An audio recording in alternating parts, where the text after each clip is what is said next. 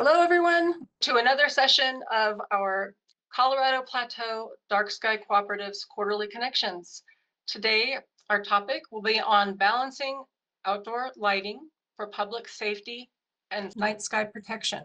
In today's discussion, we will be talking about how to integrate public safety concerns with responsible outdoor lighting design to ensure safer, healthier, and more sustainable communities. Our speakers today have exceptional background and will be supporting this discussion in two separate ways. Art Hushen is founder of the National Institute of Crime Prevention, and as a veteran law enforcement officer of 30 years, he'll be describing how crime prevention through environmental design principles and strategies can be used to ensure communities ensure safe, attractive spaces at night. And he is joining us from Tampa, Florida. Our second speaker, welcome, is Dr. Brian Bollinger. I have also been very excited to have him join this group. He is the endowed chair for the Kokosing Department of Civil and Environmental Engineering at Ohio Northern University. He will be providing insights on some really innovative tools and a practical approach for creating lightscapes that are compatible with night sky protection. Brian has extensive background working with national parks and communities, and today he'll be discussing, among other things, a rather interesting lighting inventory process that is very useful for communities that are interested in pursuing dark skies. I will have them introduce themselves a little bit more in just a moment. And you are welcome to look at our website, more information on bios that we have on the website. The goal of our educational series here is to build a community, to foster connections and broaden collective understanding of matters related to the dark night sky and its management. We hope with this forum you can all learn, support one another, and ultimately be more effective in your unique roles and mission. Thank you to my colleagues with the Colorado Plateau and the Institute of Outdoor Recreation and Tourism at Utah State University for your support of this series and today's presentation. My name is Lisa Stoner, and I am the coordinator for the Colorado Plateau Dark Sky Cooperative and the Basin Range Dark Sky Cooperative. I want to acknowledge my co-host, Anil Seth. He is one of our original planners with the Colorado Plateau and the Connection series. He's joining us from Salt Lake City. Thank you, Anil. Also, I wanted to acknowledge the American Planning Association and our Utah chapter for offering this program as community continuing education. There will be a code that I will drop in the chat at the end of this session, so you can submit that and receive your credits. I'd like to first introduce Art before we transition. Perfect. Art Hushen. I'm from Tampa, Florida. I'm retired from the Tampa, Florida Police Department. I'm the founder of the National Institute of Crime Prevention and executive director of the United States CEPT Association. Thank you, Art. And Brian, would you like to present yourself quickly before we start? Sure, thank you. I'm Brian Bollinger. I'm a professor at Ohio Northern University, where I'm also a chair for a department here. I'll talk a little bit more about my background and how it's relevant to the work that I do when I present. So with that, I'll just hand it back over. Thank you, Brian. Great to have you. And I'm going to invite Art to share your screen. You got it. That I can do right now. Get this started. Wonderful. Here we go. Let's see. Share the screen, and here we go. So thank you all so much for allowing me to be part of this. I've been looking forward to the presentation and bring a bit of a different perspective when we talk about dark sky. I was introduced to dark skies about 2001, 2002, and again, worked with them off and on for years and years. And my concern has always been lighting and crime. So we really focus on that through our program, Crime Prevention through Environmental Design. It's been around for a little bit. I go into the history of that too, but I want to focus on the role, for example, that law enforcement plays as it relates to dark skies.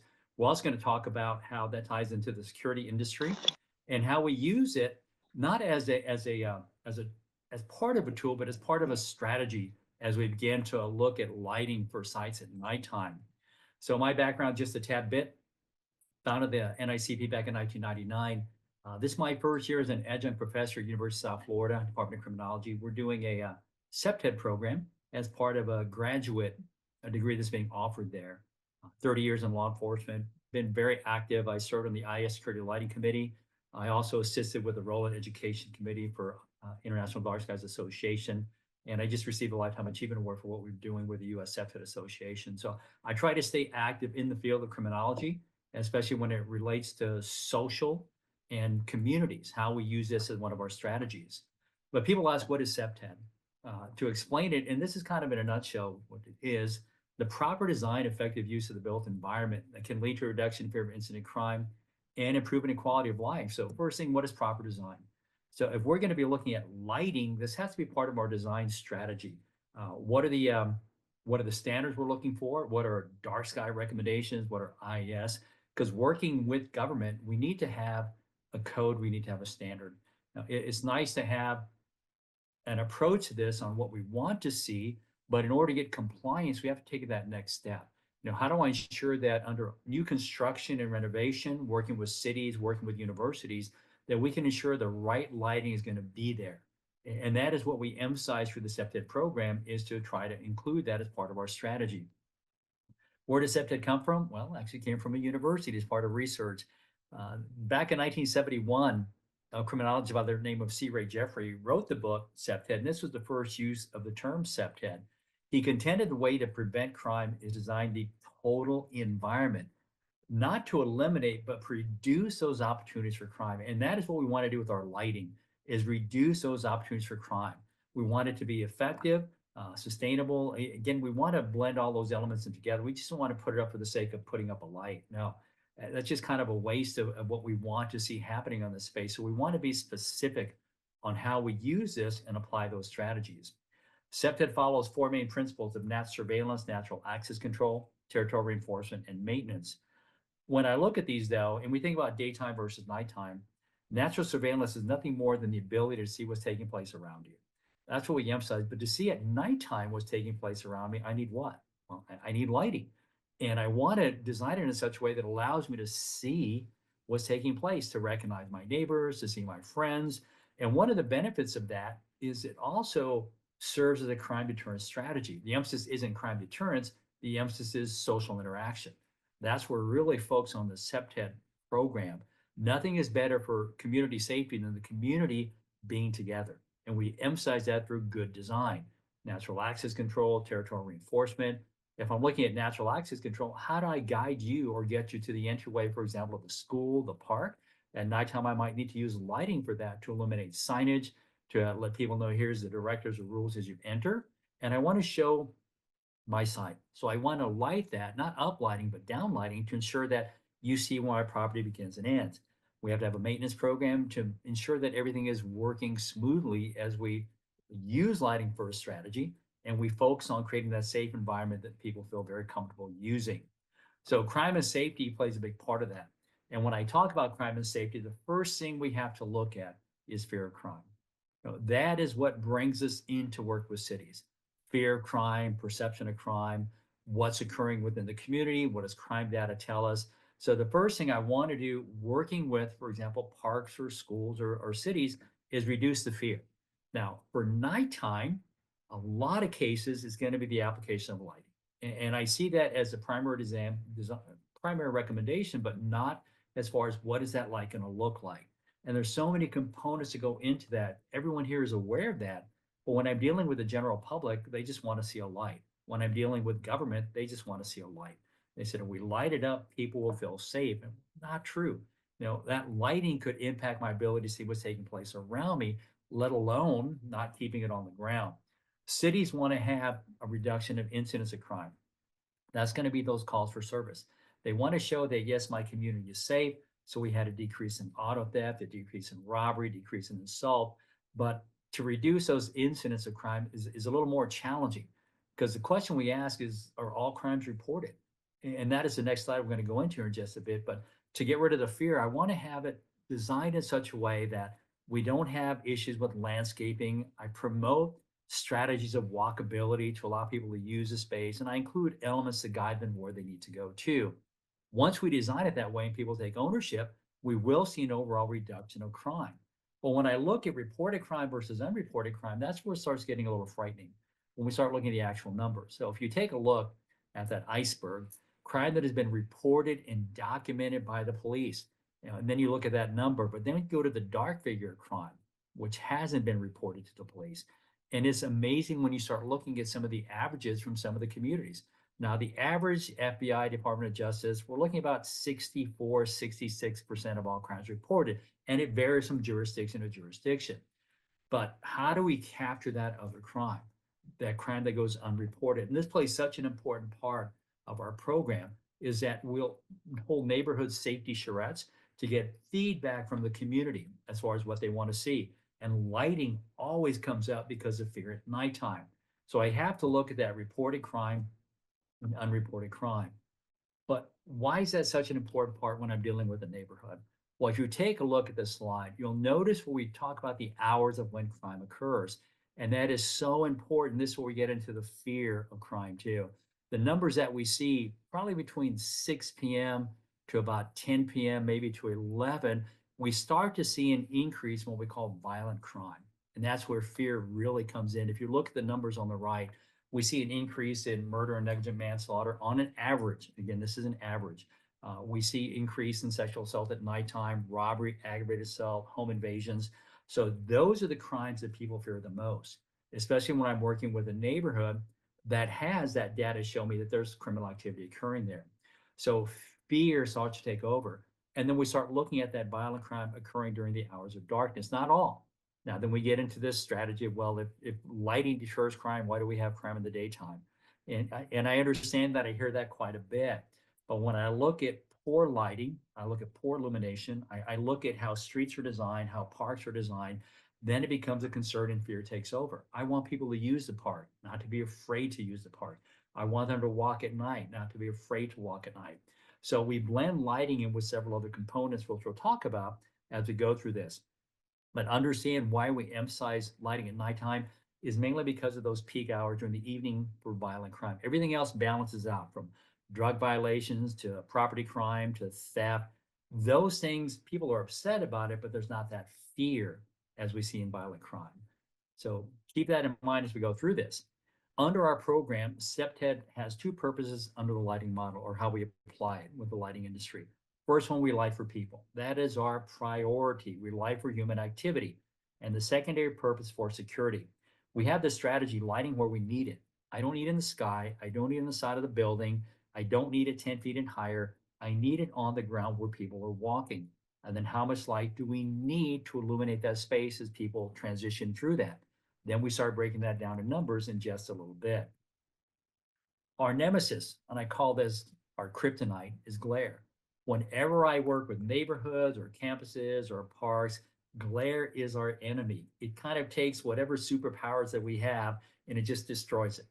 I can no longer see my friends anymore. I can no longer see my kids in the park because we have so much glare. And this is where I go at the lighting industry, where we have to have, example, fixtures that we can use. Cities have to codify that and mandate that as well to control this. If I'm lighting for people, my lighting has to be at pedestrian scale. I'm lighting for people. So again, that's my priority. And then when I get into the actual fixture itself, it's got to be specific for the site. Some of these, for example, these were, we had teams out doing assessments, especially those on the right-hand side of your screen, and that's going to be new construction. And to apply this to law enforcement as part of our training, and we actually take them out to do lighting surveys at night, use light meters, so they really understand what a lux is in a foot candle. They really understand what uniformity is. They're not just going to go out there and say, hey, let's put in 20 foot count. No, they understand where it needs to go. And that's where training plays such an important part of that too. This, for an example, is a space I lived in Atlanta for about a year. And it really brought it home to me when I was taking the dog out to walk. You start to see this in the green space with the dog walk. And you see what they chose as far as the fixture for the site. And this is a constant battle for us as far as the type of fixtures that are used. So we're specific on the code on what we want to see. But you see the glare. Again, that limits my opportunity to see what's right next to me. Then I have to deal with dark adaptation. So that's just me being aware. A resident might not even be looking at that because they're just like, oh, the lights are bright, and they just continue into the space. A lot of us are aware of what's behind the tree or what's behind that spot where I have no lighting, because I know I can't see it because of that glare. So we include that as our strategies too. Here's a good example. We get into aesthetics versus safety, working with the teams. And this particular one, this met the historical standards for lighting along this building. But as I had the team out working on this, they saw that and they're like, well, it looks cool, but what does it look like at nighttime? So the team went out at nighttime, and again, this is what they get at nighttime. So decorative fixtures look really neat in the daytime, but how do they work at nighttime? And cities don't set a standard for that. So education is going to be key. Lighting where we need it, we really emphasize that with all the different groups that we work with too. Another example is a government building. Notice the fixtures being used for this one. And the reason we do these assessments because there's been calls for service there. Law enforcement has asked us, will you do this? And so we see this particular one and you take a look at what went into this, then you come back out during the evening hours and you realize, wow, that's a government building and that's the doorway you're supposed to enter. Well, yeah, and you might not be able to see the person standing right at the doorway. We'll kind of zoom in a bit for you so you can actually see them there. And this is a real eye opener for people that are learning about lighting and safety. They think all lighting is good. They think we just need to flood it with light. And once they see these examples or participate, so all of a sudden they're like, well, we're just wasting that. Oh, absolutely. Well, we need to light where he's standing. Absolutely. We don't need to light the side of the building. And so again, the training really helps them learn about that. Here's another example of a campus setting. We have incepted what we call the 2 foot, 6 foot rule for landscaping. That's working with our landscape architects. We're species specific on plants that have a 2 foot growth. And then we try to keep our tree canopy 6 feet and higher. And that is code. That is code for many, many cities. So when walking along this corridor or this campus in the daytime, what do we see? Well, we can see everything. I'm very comfortable. My perception when I see this is I feel very safe. I can see what's taking place around me. So let's say we're taking a night class. Let's walk through here at nighttime. Wow, it's a different world at night. And all of a sudden we start getting that feeling of, am I safe here? Am I comfortable here using that? There's my emergency call box if I need assistance, but notice the tree canopy and notice the dark spots. And then we'll really zoom in on it and have the teams working this. The darkest spot is actually underneath the light because the tree is blocking that. So this is where we need to work with the American Planning Association. This is where we need to work with the American Society of Landscape Architects and come up with requirements where we separate trees and lights. We don't combine them in the same space. Next time you're out walking, take a look at this in your neighborhood. Take a look and see where those lights are in trees and think about ways that you can address that and turn that around. Same thing I see over and over again. We have teams doing assessments. And I want to highlight this one in particular because this is my favorite restaurant I go to in Tampa. And if you take a look at that, where's that? Great light, probably thick LED, everything you want to think of it, that the positive you can think of that. And what's it facing? Well, it's facing the biggest tree in the parking lot. And that becomes a concern because now I have the dark spots underneath. I put people at risk. They can't see what's taking place around them, opportunities maybe for an auto burglary. So how do I ensure this keeps from happening in the future? So I want to address that as well. What really hurts us though, is things like this that happen. This is the program out in New York City called Omnipresence. Some of you might have heard about it. The big buzz, especially in the law enforcement community and the lighting industry, because we talk about does lighting deter crime? And this is still going on today. I'll be up there in about 2 months. We're doing a class for the city of New York. And what they decided to do was put floodlights in high crime or what they deemed as high crime neighborhoods to see if it would deter crime. And the frightening part, and it is frightening, it did reduce crime by 36% in outdoor index crime. And that includes assault and robbery. So when I tell people all lighting is not good, then we see this happening where this has all types of lighting. It did work. But imagine living in a neighborhood when this is what you have. This is where it becomes a concern for us too, because I lose that social fabric that makes up a community. Where we can go out and walk our dog, when I can interact with my neighbors, when we see each other during the evening hours after work. Then you throw that and light up the side of my building, well, it's kind of frightening then, and I'm trying to sleep at night. But the city says, hey, this works, we're going to keep doing it over and over and over again.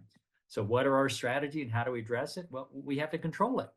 And the public's response is this: when they see it works, all of a sudden we see this, hey, light up your parking lot, bright idea on crime, light your way to safety. Purpose of lighting, let's drop your overall crime reduction by 39% by adding more lighting. What kind of light? What am I looking at? They don't see that. It's just kind of like, let's add light. Lights on for safety. lighting crime, light the night, and then numbers as far as how this can reduce crime. So the public begins to see this and they respond to that too. So here's some examples outside of Seattle. We're doing a series of workshops here in one of the parks. And if you just take a look at the current lighting, first of all, fixtures, terrible. Look at the side. You have a mixture of looks like high pressure sodium, metal halide. And then you see a lot of the dark spots there. And if you were using this park, would you feel safe? I wouldn't. I would not. And so much so that we had the teams doing assessment. These teams are made up of law enforcement, planners, urban designers, architects, nonprofits that are trying to come up with solutions to address that. And so does this deter crime? Does this deter crime? Because we're lighting up the space. And then we realize it's just a poor strategy on this. So how do we set this up and how do we make sure we do this the right way? So because of what we're doing in Seattle, we take a look at how they blend these together. And then as a result, you see it's just poor design components that go into that. A mixture of high pressure sodium, shining up in the night sky and not keeping it on the ground when we need it. Because of this, we had a group come out from the Atlantic to do a story on lighting, especially in the Seattle area. And when we get into the idea, street lighting, we take this approach of using it as a tool to fight crime. And it just doesn't work that way. I do like in the article, they talk about dark skies. They talk about how it's easy to add more light to combat crime than dealing with the underlying root of why that's occurring. I can put lights up and tell my people living there, hey, we're trying to fight crime. We're going to add more lighting.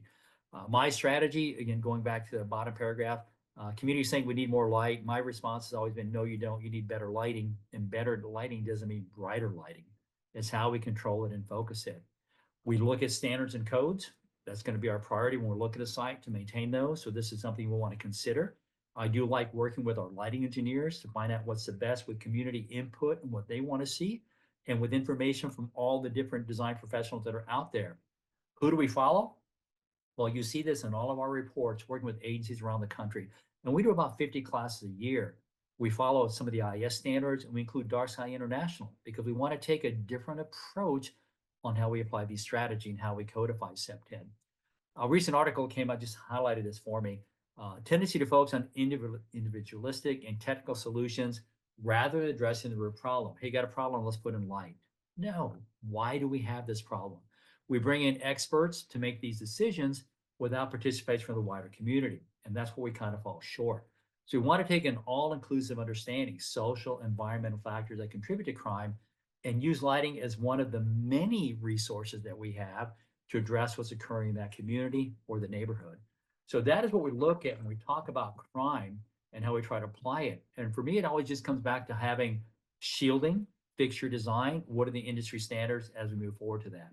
Hope I gave you some information or something to think about when we think about our approach to lighting and safety. Thank you, Art. That was wonderful. There were a few questions. As questions come up, we can address those at the end. I'd like to pass it off to Brian, so we say on time. There we are, sharing your screen now. Thank you. Right, you're welcome. Well, thank you for Art setting the stage, and we're going to be talking certainly about things and lessons learned over the past several years, including some of what Art just mentioned. But in looking back, I wanted to have this be sort of a reflective exercise, and also at the same time, I wanted to start by acknowledging the support that I've had over the years. So certainly Ohio Northern University as a university, they've been very supportive of the work that I've been doing by allowing my time, but also providing resources to support partners. Over the past decade, I've worked very closely with the Natural Sounds Night Skies Division from the National Park Service. They've served as a leader both in the Park Service, but also in a lot of gateway communities in terms of what responsible outdoor lighting looks like. One example of that is by hosting and supporting the cooperatives over time to enable conversations like these that we're having today. So thank you to the cooperatives and Lisa for the invitation to be with you. And finally, and certainly last but not least, is all the people both privately and organizationally who have supported the work they've done, and the partners who've allowed me to take part in the work that's been carried out. So with that said, I'm going to introduce myself a little bit more background and then really go into the lessons that I've learned. As a kid, I was fortunate to have two parents who were teachers, and we didn't have a lot of funds, but we had a lot of fun in national park settings, but particularly during the summertime. And I remember very early on realizing that there's a difference between developed areas and non-developed areas, or areas that were being protected or conserved. And that stuck with me. It stuck with me through my adolescence and actually in college when I went into engineering to better understand how we can link the two. How can we continue to develop to provide services for everybody and a quality of life, but also to protect? Can we use new engineering solutions, approaches that allows us to accommodate development and under a given context? And so pictures like this one are ingrained in my memory. This is Gatlinburg, Tennessee, and you can tell where Gatlinburg stops and Smoky Mountain National Park begins, right? Very oftentimes it's this stop line. But as you know, parks are areas of development as well. So when we're bringing light into areas where lighting might not ordinarily exist, we have impacts on the surrounding area. And my journey itself, I went to school for engineering. I took a lot of classes on the infrastructure side. I have a master's degree in environmental engineering. That's where my PhD is as well. But along this journey, I never really learned about lighting. So it wasn't until a little bit later I graduated, I went to work for the Environmental Protection Agency, then I went for Texas A&M University, and then I found myself here. But in this journey, thinking about lighting actually didn't really enter my head until I had one of those really good outside formative experiences back in 2007. I had just moved to Texas. I found myself with a long weekend, and I made my way all the way across the state to Guadalupe Mountains National Park. And when I got there, it was late at night, and I decided that I was going to go camp out with just my sleeping bag. And when I looked up, I saw a night sky. And immediately I thought, wow, this is beautiful. It's too bad I can't see this where I live and where I grew up.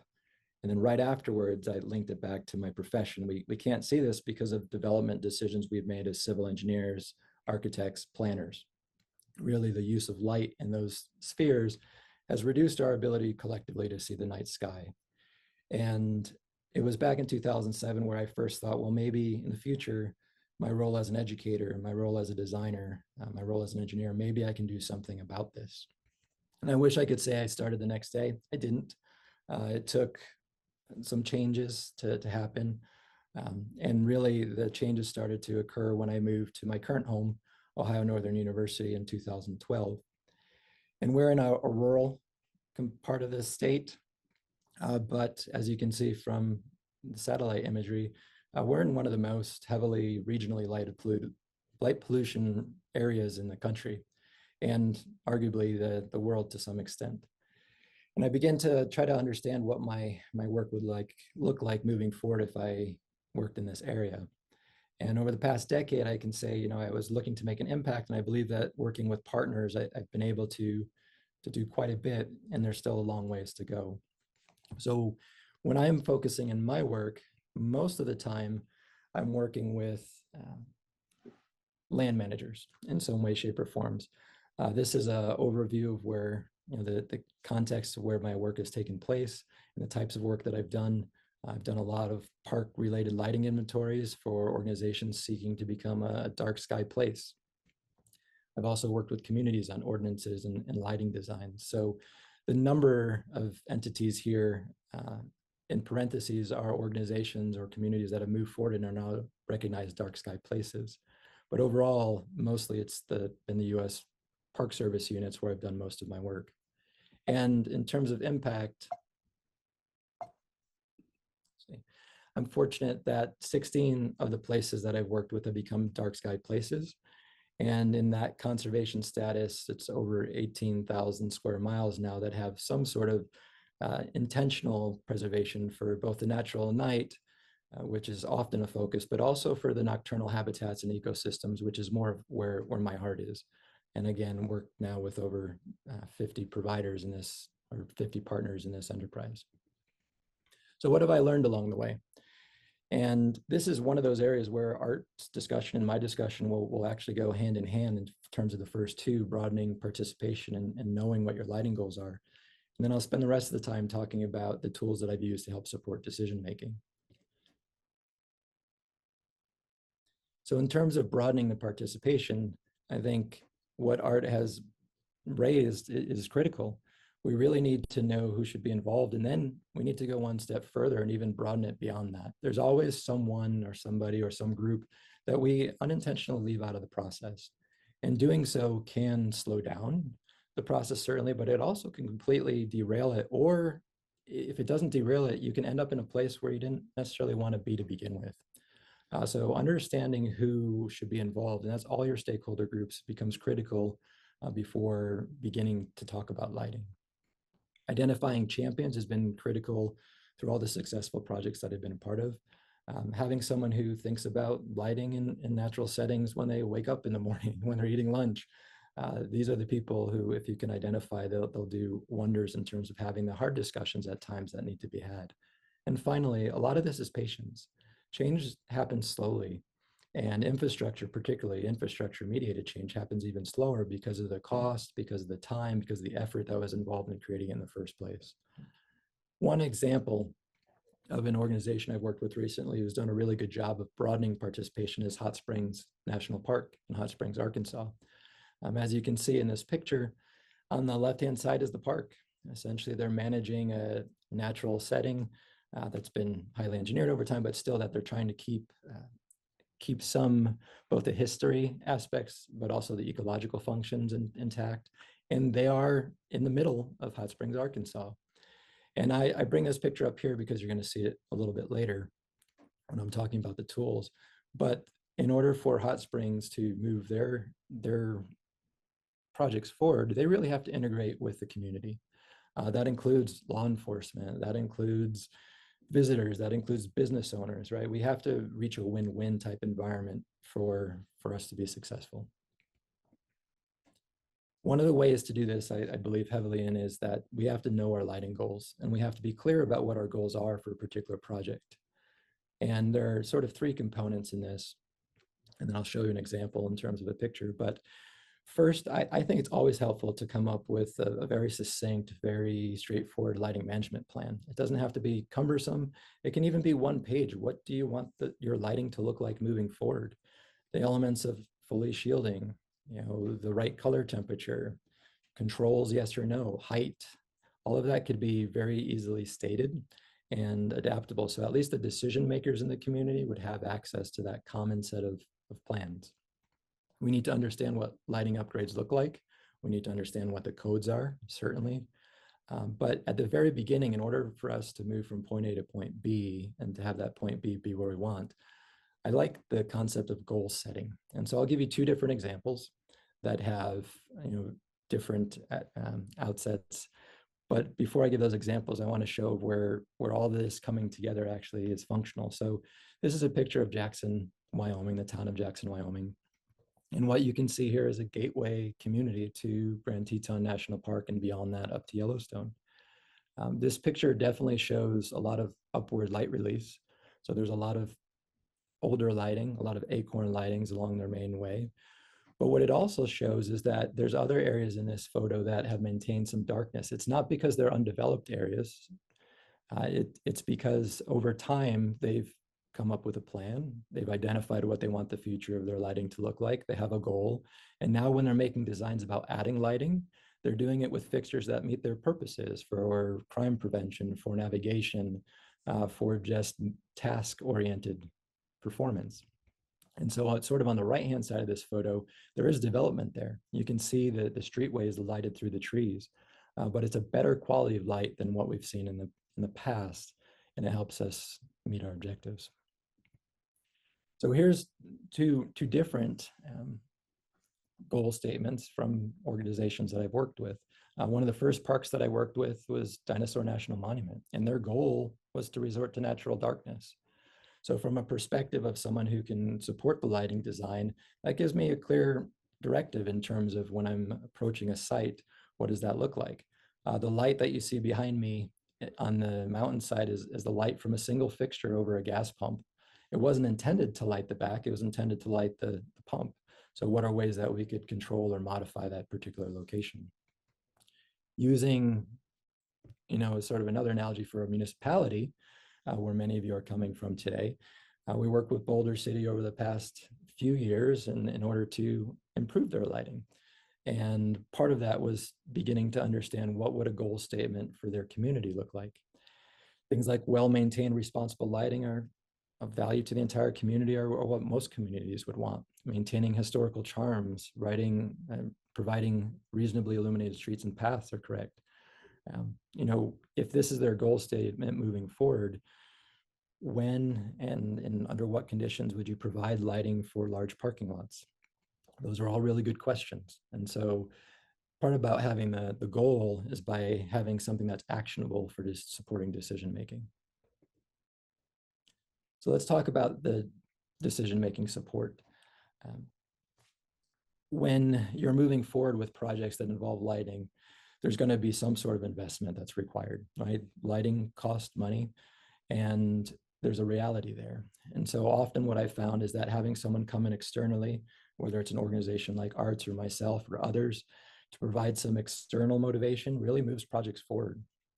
And when we're communicating with partners, we want to keep those communications as simple as possible. That also applies to when our partners communicate out to the general public, but we want to make sure that we have our messages clear. If you want to learn more about the work that I've done, I appreciate the fact that the cooperatives have published a snippet on my work a couple of years ago, back in 2020. At the end of the talk, I'll provide a link to what these tools look like, and the guest spotlight will provide more information about those tools. So getting into the tools, part of understanding the overall lighting design is understanding what's present. And so as part of a Dark Sky International's Dark Sky Places programs, there are lighting inventories required. For communities, lighting inventory allows you to know what your assets are, what state and condition are they in. And the success that I've had was largely early on, was that I figured out how to do these inventories through integrated GIS platforms.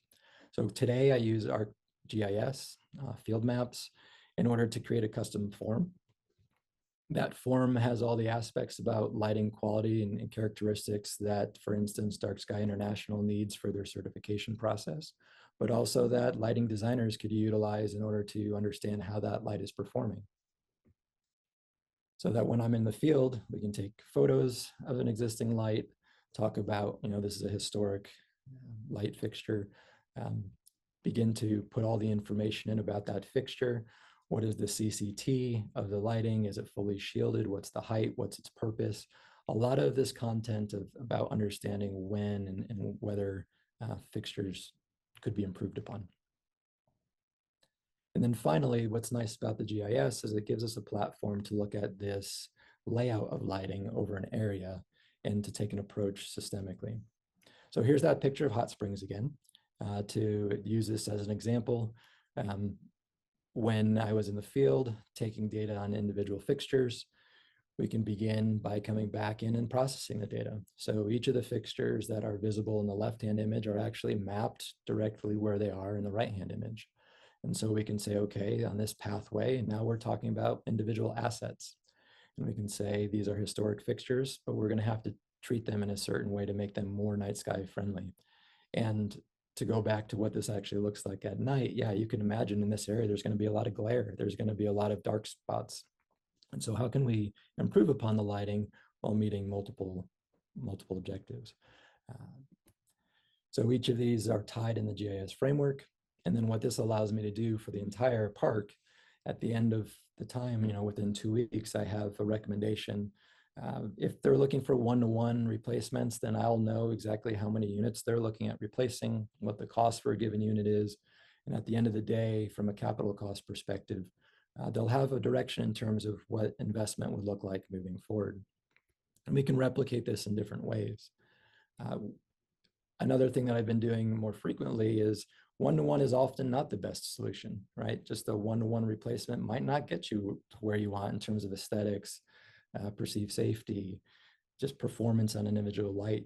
And so that's where, integrating with lighting designers, vendors, myself or others, having people who can model this for you and understand what light would look like if we went with a different fixture head and under a different setting, under a different LED package.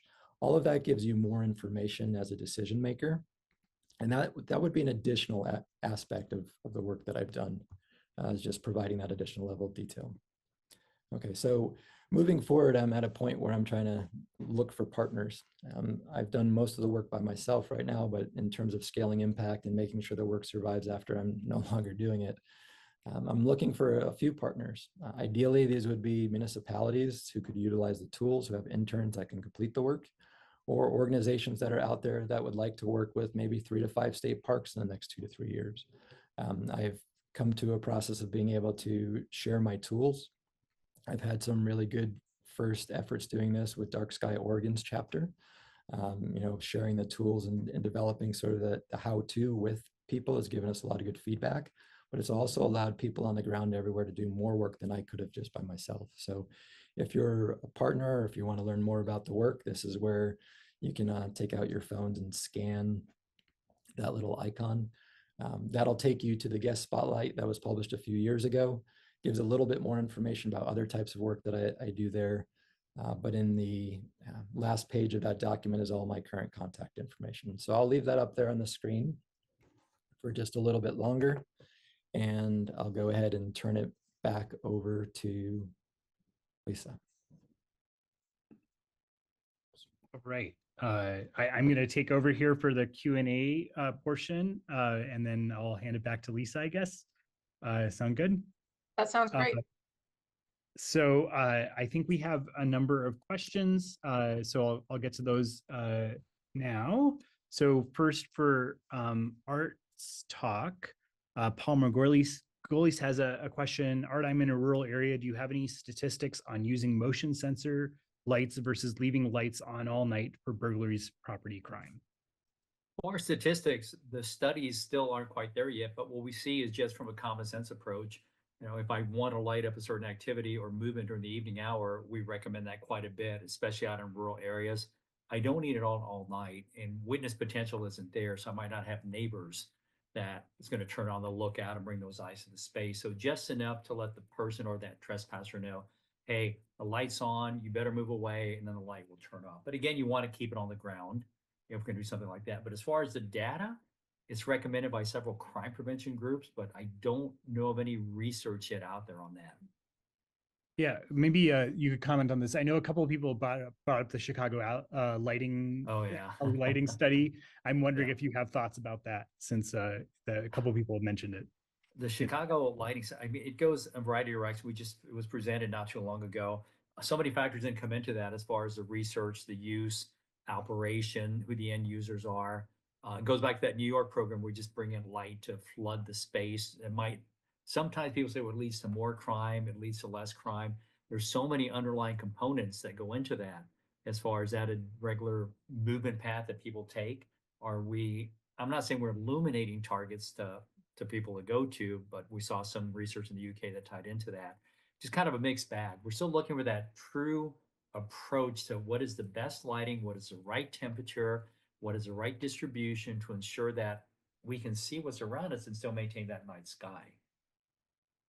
Yeah, great. There's also a question from Claire Crow, coming from a National Park employee safety perspective. What about providing and encouraging the use of headlamps, flashlights, versus having to install more lights along walkways for uninterrupted light on the path? You have thoughts on that? Is that one for me?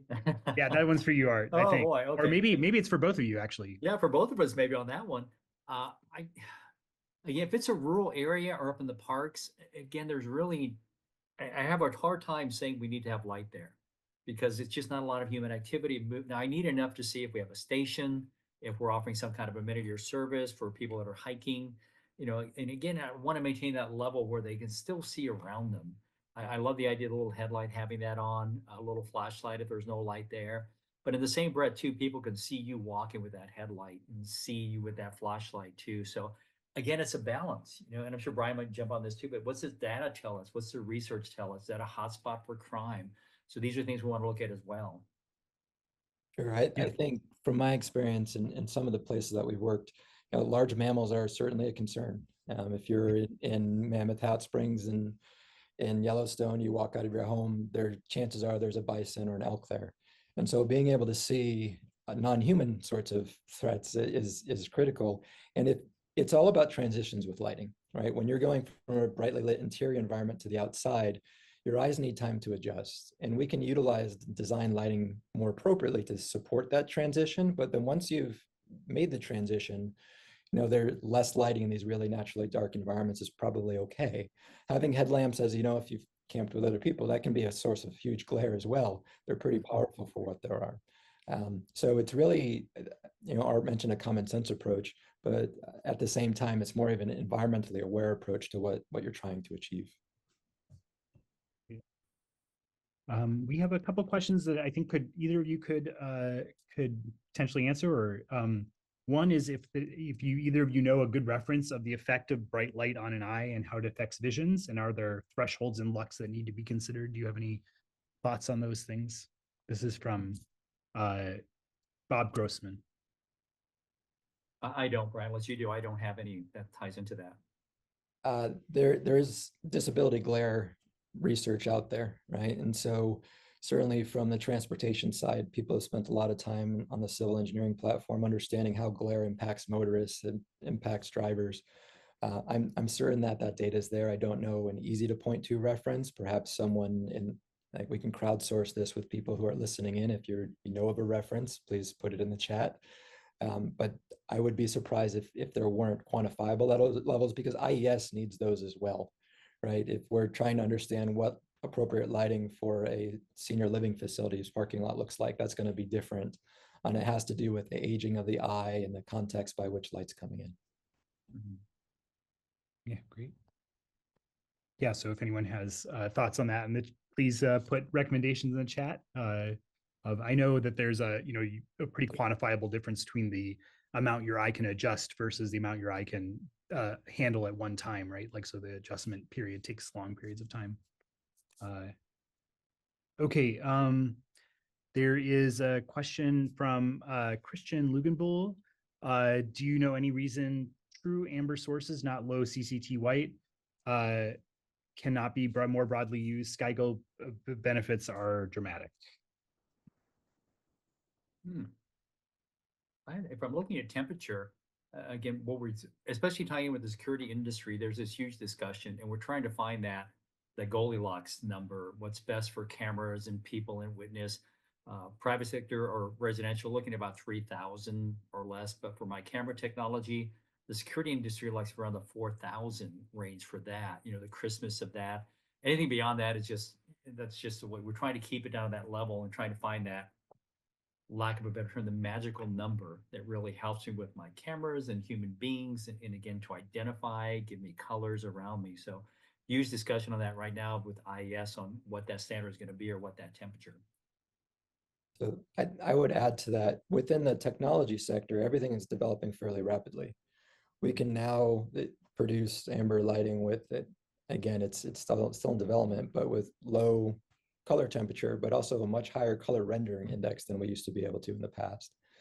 The challenge of doing that widespread at this point is it's just not economic, perhaps today, and industry hasn't scaled up to provide that type of light.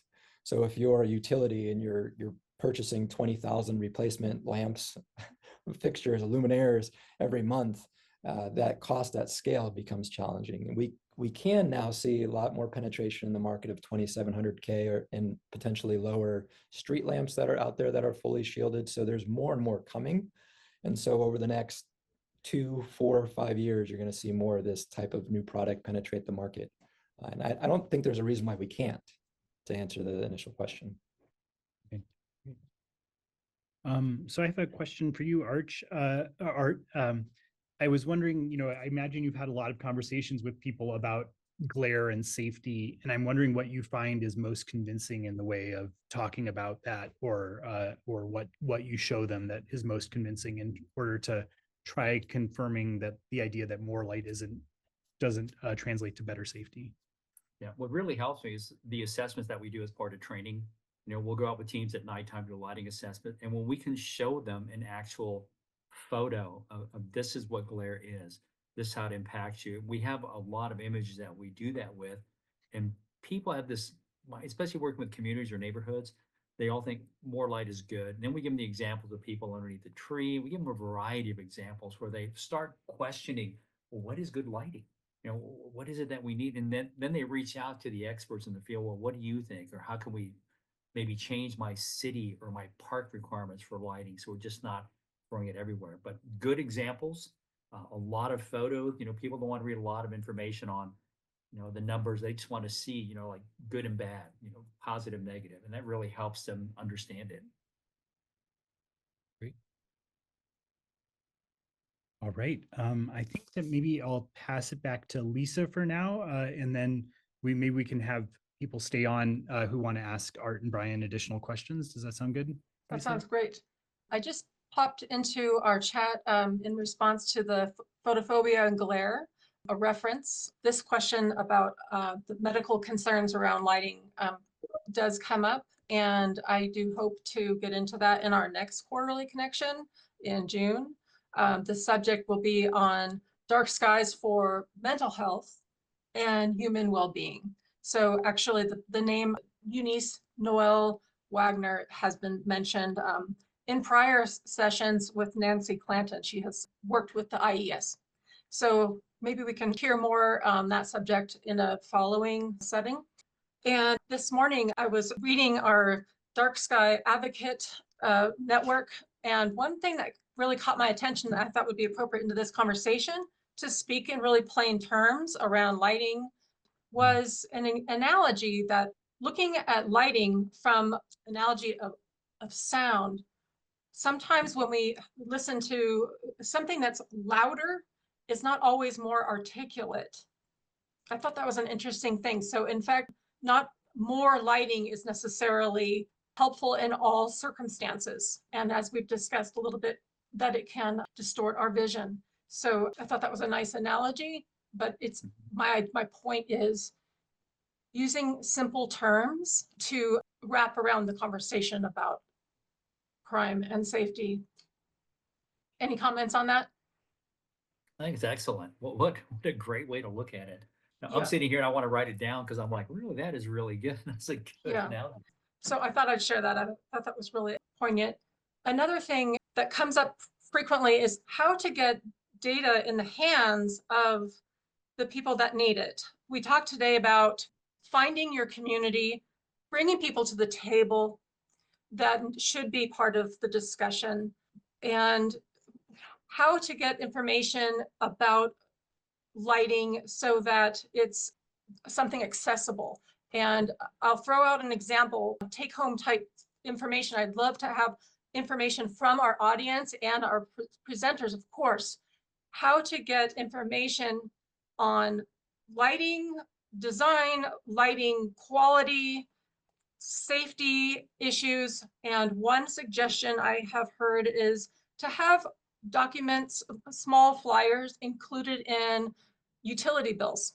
It's kind of a different way of reaching people because everybody needs to open their bill. I'll stop there and see if anyone has any suggestions.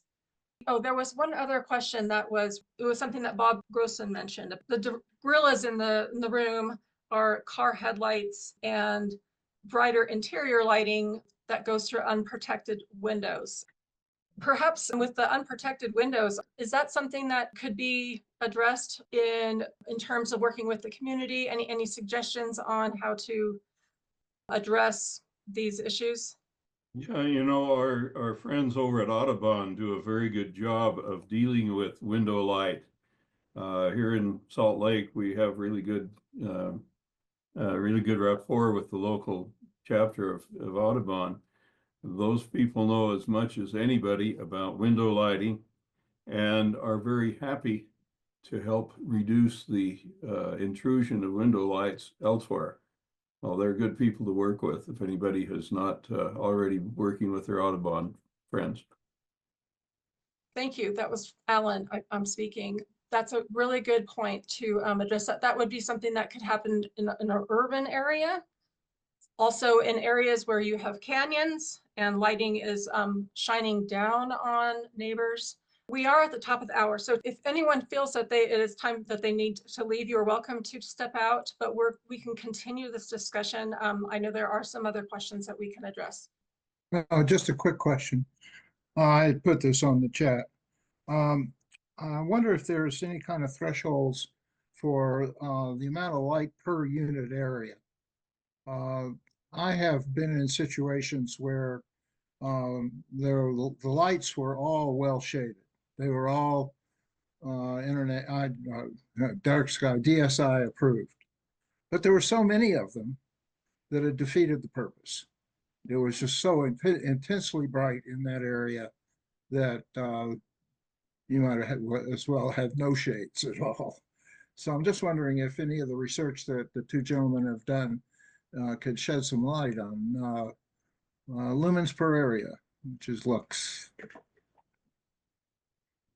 That's part of the discussion we're having right now with IS and the security industry. You know, we're trying to get that, the amount of lumen, trying to get the lux, again, the uniformity level, again, and the technology too. Even I try to keep up with the technology. And as Brian mentioned, it's just really off the chart, so to speak. And the security industry is not keeping up with that. The cities that I work with, parks departments aren't keeping up. And as you mentioned too, the affordability of it. Right now, they're having to just get a light out on the side of a building to light up the space at night next to the public restroom. So for them, that's a huge step forward. But again, it's just, I'm not aware of a standard yet that's been written or created as far as the perfect number. Brian, I don't know if you've heard anything, Brian. Sure. So IES and Dark Sky International had linked up to form a model lighting ordinance that gives some Yeah. guidance on what that would look like. I don't remember the numbers off the top of my head, but they do go to a lumens per usage type area. The challenge with lumens per area or total lumen is that that's easy to do when you're designing something from the beginning. But if you're trying to understand what's already in place, it's a little bit harder to do. From a standards point of view, really what we're most concerned about in terms of is getting people safely out of a building in an event of an issue. So egress lighting is where you're going to see criteria in terms of foot candles on the ground away from a particular exit. So that is out there. In a lot of these natural areas, they're almost proposing the use of no light or as minimal light as possible. So I think it's going to take a little bit for the standards to evolve and to mature. We're not quite there yet, but there is some guidance out there that applies well in what I'd call lighted environments already, but in truly natural dark areas that maybe, Bob, what you referenced there was in a park setting where there's not a lot of surrounding light, and all of a sudden, boom, there might be 10 to 15 fixtures providing a lot of glare and a lot of extra light on the ground, then that's not needed. So wait, let me go in the other direction too, Brian. I wonder if there's work being done on a threshold, because you've shown me both of y'all have shown areas where you have a lighting, but there's a guy in the shadows. But if you lower the lighting, the guy in the shadows appears. Now, that's one of the DSI educational pamphlets shows that guy. And I wonder now if there's on the other side, if there's a threshold where minimum lighting will let the eye adjust quickly so that you can see in the contrast, you can see something out there. You may not be able to see his name tag, but you would be able to see that there's something there. I have a light on, I'm way out in the middle of nowhere in Colorado. I have a light on my cabin or my home, and it shines pretty far out into where I have my car parked, and I can see things out there. Is there a cougar out there? Is there a bull elk? I can see it. It's not well defined. So I'm just wondering if that kind of research is being carried out. I'm sure it is, but one thing I didn't, and I like when Brian mentioned it too, I usually don't think about wildlife when we're lighting for a space, because I'm usually in the city somewhere. And when he said that, I was like, well, I never thought of that, because that's not what I normally deal with. But to have that as part of the discussion, the dialogue too, that's a real eye opener for me, because I picked up something new, something I really don't think about. And now to hear it in the discussion too, maybe it's something I should consider as we start moving our way further from cities. There was a question from Heidi Hoven about if there's data on the return of investment for upgrading lighting in mid to large communities, if either of you are aware of some kind of ROI sort of data available?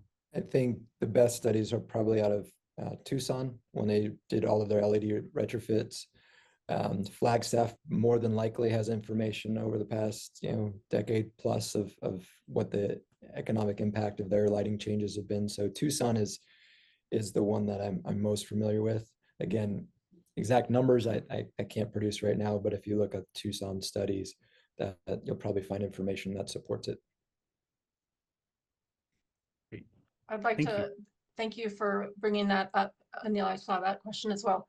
There are dark sky communities at various stages having been certified that I have reached out to and had a survey to ask precisely that question. So there is some work in progress right now that I'd like to compile and analyze and share some comments that were able to come through. So including Flagstaff being our first international dark sky city, all the way to those who were certified this last year. So congratulations to those of you who just were certified. I believe there was someone else that wrote, that were some more questions that I want to make sure we get to. Yeah, there's a question from Bill Kowalik. Brian, can you elaborate on your request for partners to collaborate with, specifically for lighting inventory work? Do you have some kind of funding, or are you looking for volunteer partners? Hi, Bill. Now, Bill was part of the original partner that I reached out to and provided some training between Bill and Mike and others in Oregon. They've done a really nice job utilizing the tools. I'm at a point now where I've applied for more institutional funding to support my work for the next several years. So if that comes through, then it's really just about identifying volunteer partners. If you're a municipality and you have, this in terms of your to-do list, in terms of understanding where your lighting is and characterizing it, and there's funds available, certainly we can talk about how to best do that. But in terms of use of tools, those could be used on a case-by-case basis. And I just like to, if there's a group or individual out there that wants to get more involved, just send me a note and we can figure out what that would look like. I'd like to add on that, Brian. I had a question in our discussions prior to this, and what I understand your work in Teton County, for example, and the national park there, you've had your students come to the park and to work with county or city officials who are working with the planning department or whatnot. I love that there is this two-way learning stream where the students are boots on the ground and are trained to help with identifying lighting and its qualities and how it could be improved. And I love that you have the professionals that are, have that opportunity to look at it in a new way. So I just wanted to kind of reiterate that in terms of what you have offered, partnerships and volunteerism. If you would like to elaborate on that experience, I'd love to hear it again from you. And also for our planners and municipal leaders, there's definitely a need for that knowledge, for having, so communities that are looking to become more night friendly, having people that are trained in this way and can discuss it, articulate it, and point things out. I just think it's really valuable. So there's definitely a need for our workforce. Brian, would you like to share any more on that? Sure. I think, in the very beginning, I leveraged students quite a bit as these were initially cool student projects. As it became communities spending significant dollars based upon recommendation, that's where I felt as a professional I needed to be directly involved in each aspect. When we reach a point where there's something new, like for instance, redesigning lighting along an entire roadway path, that needed a little bit more insight than what my tools had done in the past. So that's where I would engage students selectively. Also, their boots on the ground. So, Moab or Jackson, there's a lot of lighting there. And so to be out there day after day requires an investment, and having some youthful legs in that process has always been a good thing. Thank you for expanding on that. For Art and Brian, if you had a community that is interested in looking at revising codes, what steps would you recommend they look at first? Brian, you want to go first, Brian? I'll jump in after you. Sure. I think John Barentine is the person I redirect anyone looking at codes to. He's done a lot through ordinance development and just brings a wealth of knowledge in terms of the specifics for codes. And with that, I'll turn it over to Art. Yeah, well, we list a lot of our stuff. You can find it on Municode, the municipal codes. We also have a lot of our septet codes listed there. So just www.municode.com and just plug in, find your city, find your state, kind of go to that and then plug in lighting and it'll search that database, see what lighting requirements or codes they have. You can see some of the good and the bad, more bad than good, but there's a few out there that are actually pretty good. Art, I think that's really important, is for people to have an example that's a good example, one to follow, to attract people to it, to understand it, and then some other examples that are not so good. Yeah. One comment that's also really common in those people who are used to talking about light pollution is, once you see light pollution, you don't not see it. So it becomes easier to have the conversation, and people are introduced to what sky glow is, presenting examples. Do either of you have examples of demos in group settings, outdoors, perhaps parking lots, where there are controls that lighting can be dimmed in real time, examples that are actually experiential? So talking about lighting, if it feels safe, it's back to the discussion about how our eyes can integrate light. If we dim it down, you wouldn't know it if you have not gone through a process of a demonstration. Do either one of you, have you been involved with such a thing, or have any ideas on that? No demonstrations for me. Usually when we go in after the fact, we'll do a lighting survey, conduct the assessment, write up the report based off either a calls for service or some kind of premise liability incident that occurred there. And we'll present it that way. But as far as modeling or seeing those, I haven't had an opportunity to do that. Usually I'm after the fact. Okay. Yeah, there's a few that I'm aware of. Mostly it's implementation based. So if you have an opportunity to bring on a new luminaire fixture and it has any sort of programmable dimming status, right? Always start it off at the least lumens possible. If it provides the sufficient amount of illumination for the people around them to feel comfortable, you don't ever have to turn it up. Once it's on, it's a little bit harder to tune down. Natural Sounds Night Skies division, again, I'll talk about that. They've been doing experiments both on the sociology side, but also on the technology side. So if you've been to Coulter Bay in Grand Tetons, you know that there's red lights in the parking lot there now. They're controllable to have white lights turn on at different times, and they've been doing studies. Well, what is the impact of red light at night on visitor experience, on ecology? So looking at bats and insects. So that's one of the studies that they've been doing, and they're doing other studies as well, talking with visitors, talking with people who are actually utilizing the light in the park, the maintenance staff and personnel, and saying, okay, help us understand how this lighted environment can better suit your needs. So there is some data out there. More data is being collected as we go, but certainly the benefits of talking to your stakeholders is that you better understand what their needs are. And law enforcement in parks is one of those, right? Yeah. Okay. So yeah, I'm going to jump on that to what Brian said as well. What we look for is what we just referred to as the industry standard. And for example, under zoning and code for the city of Tampa, we listed IES standards as a lighting code to meet. It gives us flexibility to adjust that based off IES standards, but we need to have a number. That's when we get into government. In many cases, you know, what does Department of Homeland Security recommend? What does our parking lot or BOMA recommend, building office and management group? So to have that number, and it limits that liability, because that's what cities look at. How do I limit liability against my city, my property, my multifamily? And so those numbers have to be so specific, but without input from dark sky, without input from other professions, we're going to be stuck with that standard that doesn't reflect that.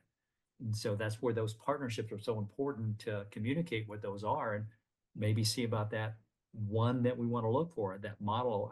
There is that model lighting ordinance, but again, the variety of settings too that we look for. Oh, thank you. Looks like there's one more question from Mark. Quick question for Art and Brian, real fast. Key stakeholders to connect with besides police, planning, parks, businesses, communities, HOA, anybody else we left off the list? Wow, we covered quite a few. Great. I think a lot of work we do is with nonprofits as well. Nonprofits have a huge impact on community safety because they're actually in the neighborhoods every day working with community members. So they're a nice one to add to that. And we know now working with nonprofits help reduce overall crime activity. So we see more reduction, especially on the social side. So nonprofits might be another group you tie into. I would always promote reaching out to indigenous communities, particularly in the areas that I work in. You know, land and history and culture ties very closely to lighting and nighttime environments. So if you're in an area where you know, you have local tribes, there are positive examples of where this has gone very well, and it's something that we can all probably benefit from informing ourselves more about, to be honest. Yeah, Art and Brian, thank you.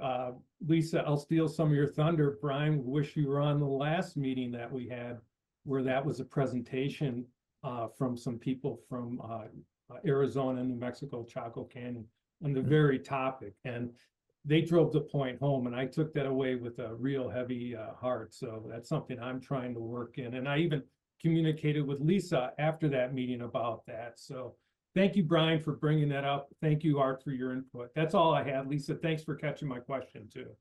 Oh, of course.